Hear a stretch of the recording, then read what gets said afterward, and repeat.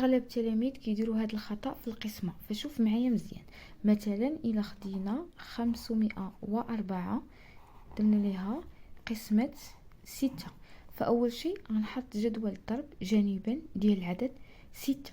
من بعد الخطأ اللي تيديروا انا كناخدو 5 كنبغيو نقسمو على 6، لا خصناش ناخدوها لان 5 اصغر من 6. اش غندير؟ غادي ناخد رقمان، بالتالي غادي ندير الشابو على 50.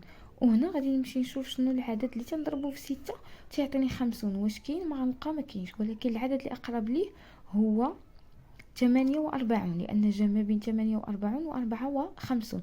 اذا غادي ناخد العدد اللي هو 48. غادي نحط هنا 48 الوحدات تحت الوحدات والعشرات تحت العشرات. من بعد غادي نكتب هنا شنو العدد اللي ضربته في 6 عطاني 48 اللي هو 8. هنا باش تعرفوا الضرب، هاد العدد تنضربو في هاد العدد باش يعطيني هاد. الخطا اللي كيدار هو ان كناخذوا صفر ناقص 8 وكنحطوا صفر، لا كناخذوا الاحتفاظ هنا وكننزلوا بالاحتفاظ، كتولي 10 ناقص 8 اللي هي 2 و5 طرح 5 اللي هي 0. من بعد الخطا الثاني هو ما كننزلوش 4، فحنا ما كنساليوش قسمه حتى كنساليو المقسوم. اذا هنا غننزلوا 4 غتولي لينا 24. شنو العدد اللي كنضربو في 6 وكيعطيني 24؟ ها هو، اذا هو 4. اذا هنا غادي نكتب 4 وهنا غادي نكتب 24 وما ننساش نكتب الوحدات تحت الوحدات والعشرات تحت العشرات. اذا 4 طرح 4 صفر و2 طرح 2 صفر، وبالتالي هاي القسمه صحيحه. بزاف التلاميذ كيتقلقوا من قسمه، ولكن شوف معايا هذه الطريقه. مثلا عندنا 240 قسمه 6.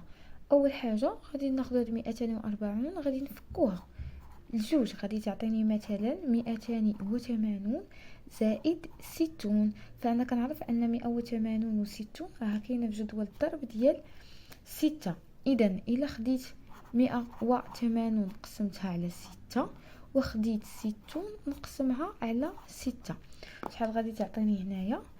180 قسمة 6 غتعطيني 30 وهنا 60 قسمة 6 غتعطيني 10. اذا اش غندير هنا؟ غادي ندير الجمع، غادي ندير الجمع ديال 30 زائد 10. شحال غتعطيني؟ غتعطيني هي 40. اذا الخارج هنا غنكتب 240 قسمة 6 هي 40. واش عرفتي هذه الطريقه قبل ديال التفكيك؟ كتب لي ولا لا في لي كومونتير. واش تقدر تقرا هذا العدد بلا ما تخطا؟ 90% من التلاميذ كيخطئوا. تبع معايا، هذا العدد هذا كيتكون مناش من 6 ديال الارقام، فاحنا غنقسموهم، نخليو 3 على اليمين 3 على اليسار، ومني غنقراو دوك 3 على اليسار غنزيدو عليها الالاف. بحال هذا الرقم هذا هو الا قريناه غيولي 305 وغنزيدو عليها ديك آلاف، نديرو 5000 وغادي ندير هو بين هاد العدد وماذا؟ و204. مفهوم؟ اذا الا فهمتي اعطيني جواب ديال هذا الرقم هذا في التعليق. وهذا راه هو الدرس الاول ديال الاعداد الصحيحه طبيعيه ديال السادس ابتدائي، فهي فقط مراجعه ديال العطله، وهذه كانت اول حصه. مرحبا بكم.